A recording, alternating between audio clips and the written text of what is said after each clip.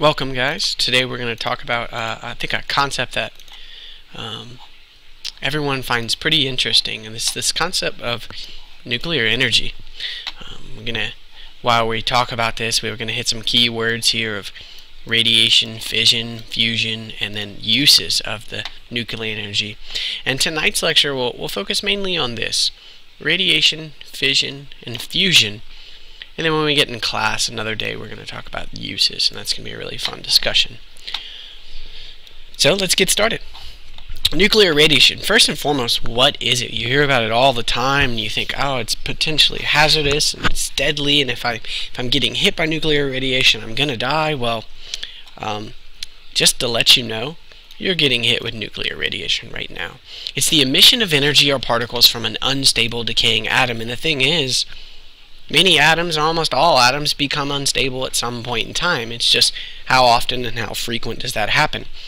And I don't know how well you can see this chart, but we look at where nuclear radiation, or sources of radiation are, and we see that right here, this big chunk of this pie is medical radiation. We see this yellow right here, and that's only the nuclear radiation, so that's from energy. Look here, we've got buildings and soil. Here we have cosmic radiation hitting us all the time, food and water, believe it or not. And then this big one right here, the mother of all radiation sources here on Earth, is what we're going to talk about, and it's radon. We'll get to that in class. It's kind of your cliffhanger there. So, quick background on radiation. This is radiation that you're always feeling. In other words, if we had a Geiger counter right now, which we'll have one in class, and there's my Geiger counter, just a basic box here. All it does is really pick up the radiation that's going on from the environment. And believe it or not, if you had a Geiger counter now, it would be going off. Now, it wouldn't be going off very fast or rapidly, but you would still have some radiation hitting that Geiger counter.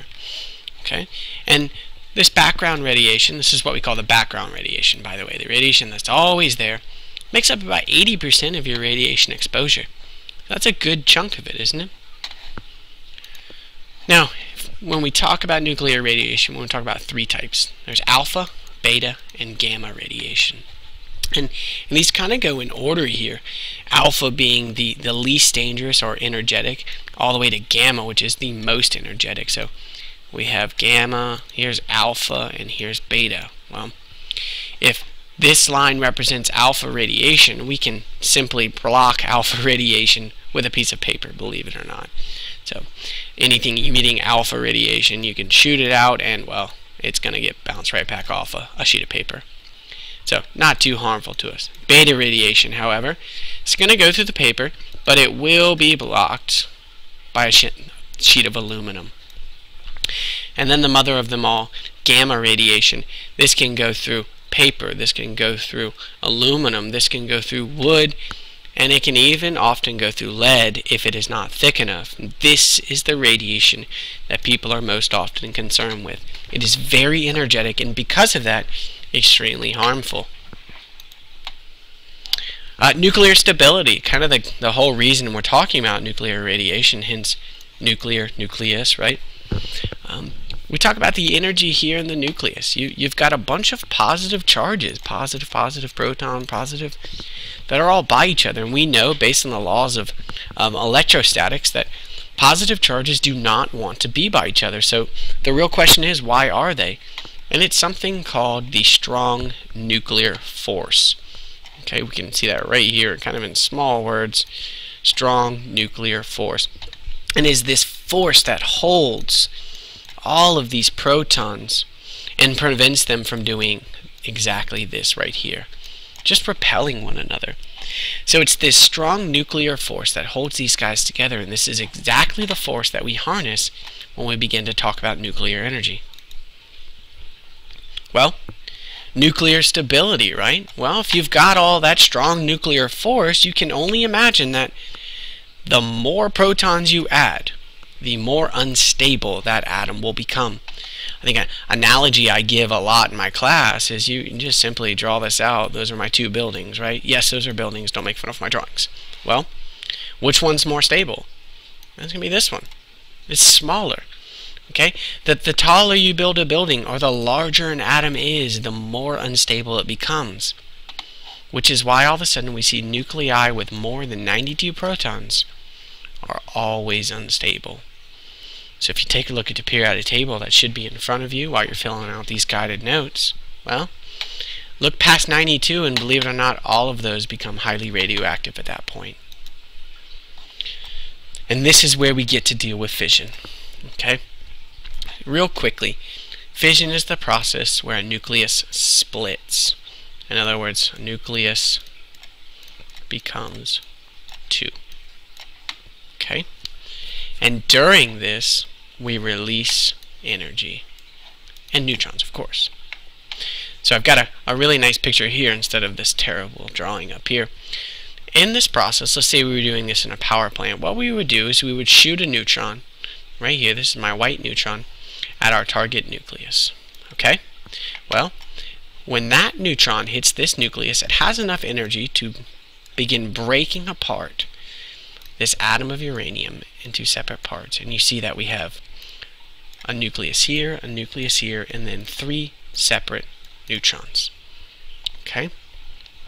But in order to do this, I specifically said uranium because uranium-235, this is a giant. Remember, 235 represents the atomic mass. So you're talking about lots of protons, lots of neutrons, all being stuffed together in one tiny, tiny environment. Well, just a simple neutron will burst all of that apart. And what's most important about this reaction is, yes, we have a fission product here, a fission product here, neutrons and neutrons, but we have tons and tons of energy being released, and that's what my squiggly lines represent here. All of this nuclear energy is released, and this is what nuclear power plants and atomic bombs work on, is this concept of fission, this splitting apart of atoms. And we can see this again right here. Got a neutron hitting our uranium-235, becomes uranium-236 just for a minute.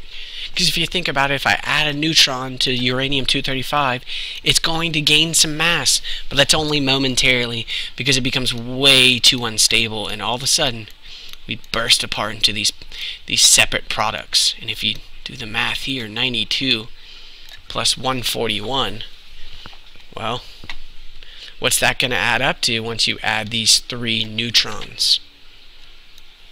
Yep, its original product. So we didn't lose any mass. The law of conservation of mass tells us we can't do that. We just broke it apart. And believe it or not, we didn't lose any energy. We just took this strong nuclear energy and we harnessed it. All right? Now, the thing with nuclear reactions and nuclear bombs is, while the energy is incredibly important, like we were saying, we have these 3 free neutrons that break loose. And the question is, what do? Well, they begin what we call a chain reaction process, which these 3 neutrons are released at the end of fission, and they keep hitting other nuclei. Alright, so we have a really cool video of this tomorrow, but we can take a look at it right here in this picture. So here's my 1 neutron hitting my uranium, and that breaks up into 3 neutrons, and well, look at this. These 3 neutrons, imagine that, go hit 3 more atoms of uranium. They split, and all of a sudden we have this giant chain reaction occurring. And you can imagine this occurring exponentially. Well, in a power plant, we control this. In other words, we block things off, and we have barriers, and we say, all right, we want to stop it there. And then we can remove that barrier and continue the reaction again.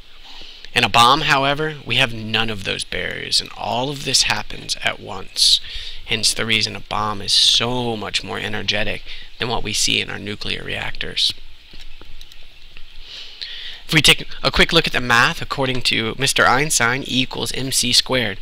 Those you don't know, E is for energy, m for mass, and c is the speed of light, which you don't need to know, but it's a lot. Let's put it that way, right? 300 million meters per second. So, if we take 1 kilogram of uranium, multiply it by the speed of light, it equals 9 times 10 to the 16th joules of energy. Just this incredible amount. Well, if we compare that to a kilogram of coal, coal only comes out to 3.1 times 10 to the 7th joules. Imagine that. That means that uranium is over 7 trillion times the energy of a kilogram of coal. That is a massive, massive number, guys.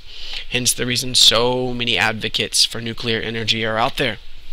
Now, we'll talk later about the potentially hazardous effects, but you can see that this number compared to this number is much bigger. Therefore, using uranium instead of coal is much, much, much more efficient. Now, this is what we would love to be able to do, nuclear fusion. It's the exact opposite of fission. So in this time, I'm going to take two atoms and combine them to form one. You can see it here with deuterium and tritium. Don't worry about those names. Don't get lost on it. They're just simply isotopes of hydrogen. If we slam them into each other, they will form helium, a stable product. They'll form a separate neutron and tons of energy like we were talking about before. So the thing with fusion is it creates theoretically more energy, and it creates relatively very, very safe byproducts. So if we go back and look at this again here, let me remove that. We can go back. Helium. You guys know there's nothing wrong with helium besides the fact it makes your voice sound funny, right? A neutron's good, helium's good, and we like the energy if we can control it.